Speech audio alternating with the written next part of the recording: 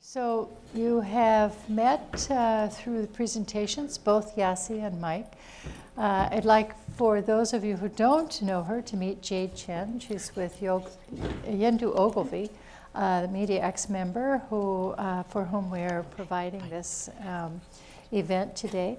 And Cindy is a collaborator with the Tsinghua Innovation Area with activities both in Nanjing and also in Silicon Valley. So I think it's a good group to do some sense making of what we've heard today and to talk a little bit about how we can take these ideas with a case study and think about the future. If we identify some questions that we might ask, that's a good thing too. I have a couple of questions that I would like to direct to the panel, and I would like to leave a little bit of time for someone in the audience who might want to ask a question also to participate. So again, thank you very much for your presentations and for your participation here. One of the things that we have talked about, and we have, with the video, with some presentations earlier, we've talked about the cultural legacy of an area. And we've talked about the shared vision of the future being a strong force in helping people to envision what they want the future to be like. So I'm wondering if any of you might have some ideas about how the role of the government agencies, supportive agencies, might play a role in this transformation. Cindy, I'll start with you. I think it's a very challenging question. We just heard from Mike that here in Silicon Valley, we see a prime example of how only 10% of the people are, enjoy the, how would I say that, the innovation, the technology, whereas 90% of the people cannot afford to live here. So I think it's affordable housing. Affordable housing, yeah, and have a lifestyle that they enjoy. So it's a very challenging question, and what I do see is, based on my experience from working with our joint venture in China and the Tsinghua government, that government can play a big role in this. But I think we have to look at it from a different perspective. In US, maybe the government role is not as strong as it can be in China. And how do we balance that can be something hard to deal with. For example, the news just come out in San Francisco. The government might be thinking about a IPO tax, maybe to help the people who traditionally lived in the city. But is that going to get votes and pass? I don't know. I don't know how that's going to pan out. So I think the history and the structure has a lot to do with that. Yeah. Let me go to Yassi, and you work with organizations globally and see various roles that government agencies and entities are involved in the service systems. What are some of their potentially strong and effective roles? Yeah, what I have seen is, especially in Europe, I've seen various governments that play a facilitating role, what I think used to be in the US 2 or 3 decades ago. Government can get in the way, and as long as they really do facilitate innovation and help the different stakeholders, I think they can play a very positive role. I think. In a facilitative role. What about in creating a vision of the future, in framing an opportunity? That's something that You're an expert in Jade. How do you feel that the framing of an opportunity, even from a government perspective, might facilitate innovation? I just had a brief conversation with one of this gentlemen from Nanjing about they have this government role to build a platform. That platform actually encourage the community. They had a quite size of what they call industry technology, high-tech industry park, such a concept. What the government role, I think, which is fantastic. They have a platform. They have almost like a one-click for all, but it's like one hallway. You walk into the hallway, you have a project in mind, and they provide the whole service of connection, the possible connection of the business registration, the legal service, the IP, even funding connection. Also, they provide, as a community, build a community, they provide some sort of education supporting system, because part of to build a high-tech community is that you want the talents. And then when you want the talents, you want to, relate it to their family. You think about, what to attract them. Oh, we have a wonderful school system, so, come over here. Yeah, something like that. And also like social security. So they do have, at least starting to have this idea of a government to play an important role to facilitate or service such a community. That's great. In the talent pipeline, you're referencing not only the universities, but also the preparation of students to go into universities, the K through 12 schools that may be an attraction to people to come and live there. But since you've introduced the schools into the question, let me take that one to you, Mike, and talking about the role of universities in facilitating the creation and the transfer of technology between the entities, whether they are the establishments and the startups or the various groups that need to come together to create innovation. How can universities play a role? Well, I think as an example of that, what we're doing with corporate affiliate members, which means that we are helping them create jobs and opportunities within cities. By at least bringing them up to speed in terms of what is important for them to be focused on. So the companies in our program are very engaged. So about a third of them are now developing new types of prototype projects. You got a higher engagement rate than you would have out in the normal world if they were trying to do this on their own.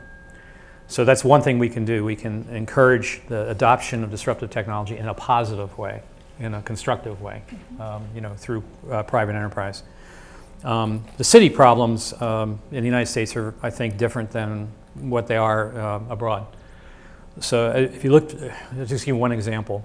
So we struggle here to build affordable housing. That's always a continuous issue, right? So in our conversation that Ray and I had about this, Ray as a professor, if you take the city of San Francisco, about 60% of the zoning was done in the 1950s. So a vast majority of the surface area is essentially single-family housing. Right. So just merely changing the coding to allow for, some area to develop can change the situation and impact on, what you can do.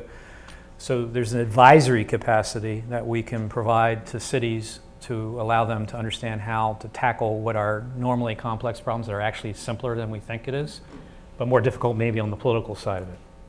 And universities often specialize in the mental models for Yeah. thinking about complex issues. Yeah, and we're doing a lot of work on culture and culture behavior, including city cultures.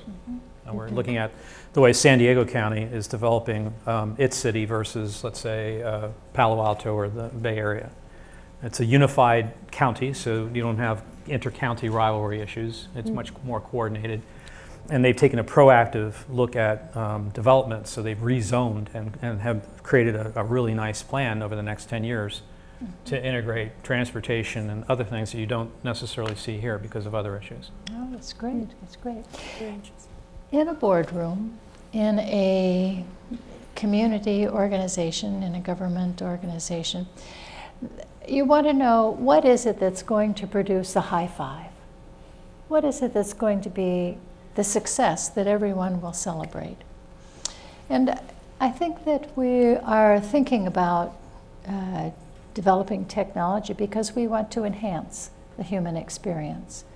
We're thinking about digital communities, digital cities, because we want to enhance the quality of life for people.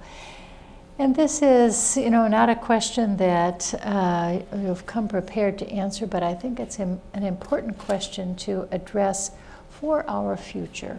In 2050, when we have 2/3 of the world's population living in cities, what are the KPIs? What are the key performance indicators, the metrics that we will high five to say, we've done a good job with this community? We've innovated in a way that helps people's lives be better. What can you imagine would be some of those indicators? I would say traffic will be a good indicator. Right. So more traffic is better? No, I mean, so what you're saying is the cities will be more populated because more and more people are concentrated in the mega cities, and we have already seen that challenge in Silicon Valley. So I think how we leverage technology and be able to, address the traffic issues will be something I would be looking for. Good, that's a good one. Other ideas? I think our ability to really touch as humans, to touch each other and really connect to each other would be a good KPI, because I think that's often what goes missed nowadays, and especially in the crazy world that we live in today. I don't know what are the metrics, How we would measure it? Well, yeah. but yeah. I couldn't agree more. I think connection is one of the key points. But I think happiness is important too. When people, as a community, when they're connected, and one thing I like what Tsinghua was doing is that they kind of considering normal people's worry. Because if people want to concentrate or focus on their work, innovation, technology, and then they want to be, in a way, worry-free. Like they want to make sure their kids can go to a good school, their medical needs being covered, and also it's just like when they start a day, they don't have a deep concern or anxiety of what's happened to this or that. I don't think any environment is perfect, but when I see people are trying to, or sometimes when government play a role, try to address those issues, and I think that's going to be a key point. Thank you. Thoughts on that, Mike? KPIs for quality of life. Housing costs is really a huge driver of dissatisfaction and instability. Yeah. So from a political point of view, attacking the housing cost and figuring out a way to make it more affordable is really essential. I would include in that reducing homelessness. Yeah, well, that comes with the territory. Yeah, And, so when you have housing prices that are just simply out of reach for 90% of the population, that's just completely, it's lopsided. And it's not a complicated problem to solve, it's a political problem to solve. So it's not really technology that we have to worry so much about as political culture. Let me ask if there are questions from the audience. Does anyone in the audience have a question that you would like to ask? Mary Chang. I think both of you hit the problem of the Silicon Valley when transportation and the housing, because I served on city of Cupertino. I was the mayor 2 years ago. Okay, this is two critical issues. As the mayor, we try to solve the housing affordability problem because we have to allow more construction, right? Yep. But then the democratic system we have here, the people have more to say, so they will come out with referendum, just undo what the city council is doing.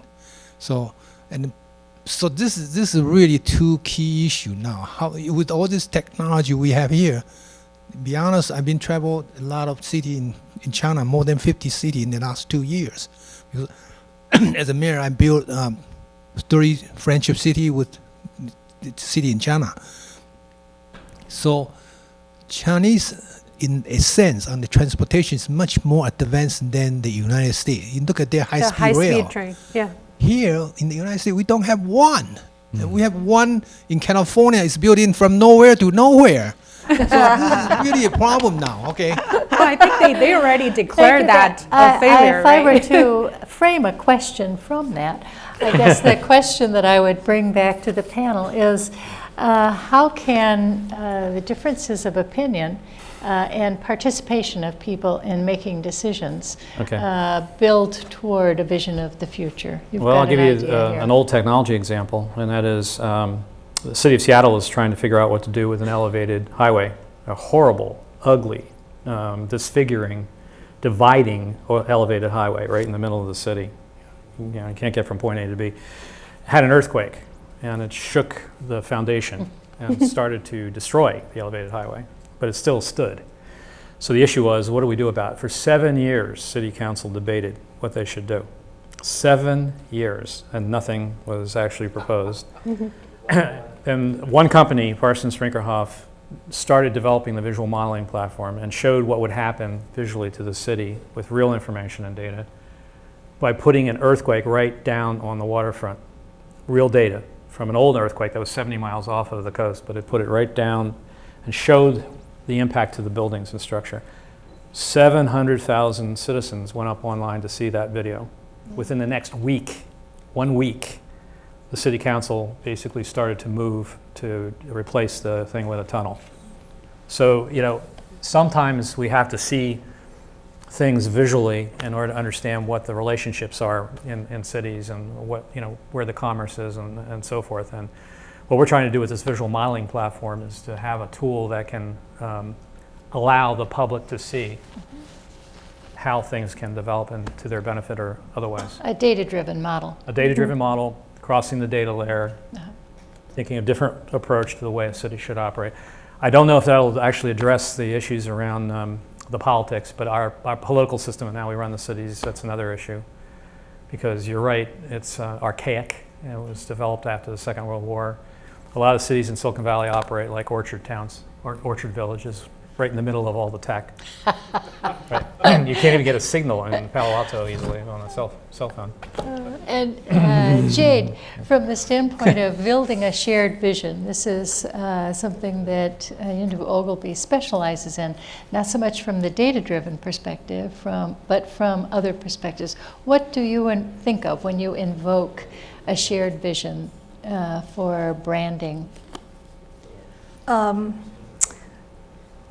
A lot of, I think the technology, big data, and all those play important roles, social media especially.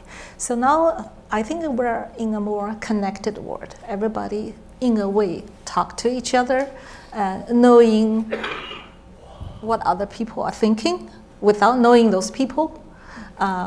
So actually, if we do a good modeling and analysis, we kind of know what majority of people are thinking about and talking about. Especially, like, for example, in the United States or most of the Western country, that data has probably more accuracy in a way. So with your analysis, you're able to identify salient issues and feelings that people have and put them in the story. Exactly. Exactly. Yeah. I'm sorry that we are out of time for the panel, but we are not out of time for talking with each other.